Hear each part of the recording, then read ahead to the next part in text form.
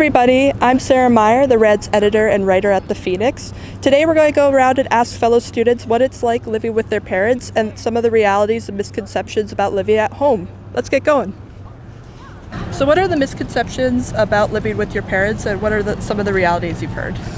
I think the misconception is that it's always bad. And I think there's like a stigma around living with your parents and that you won't have a lot of like a good social life. But I think it actually can be really helpful financially for a lot of people and just helpful in general.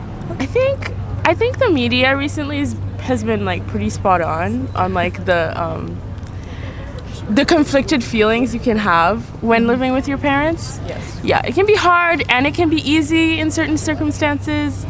Yeah. So what's your experience living with your parents this year in university? It's good. They give me free food, and I like food, so That's awesome. it's always good. And laundry, so Absolutely. that's great. Yeah. Cuts down on the living expenses quite a lot.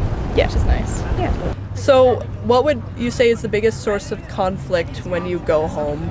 The biggest source of, so much. Is there one source of conflict? I think just like the lifestyle's a little bit different from when you're at school to when you're back with your parents. So I feel like getting like back on their sort of like schedule and not being up late at night or anything like that. I think that's a source of conflict.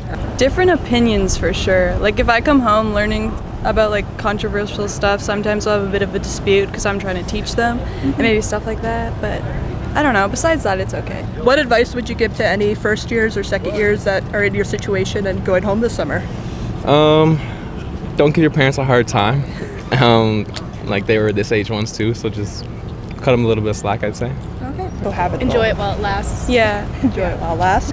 It's good for us to understand the complexities of our specific situation because it's like easier to deal with the hard circumstances when they do arise. Yes. You know, if you understand why it's happening and like are grateful for the things that you do have, I think it can be easier to deal with.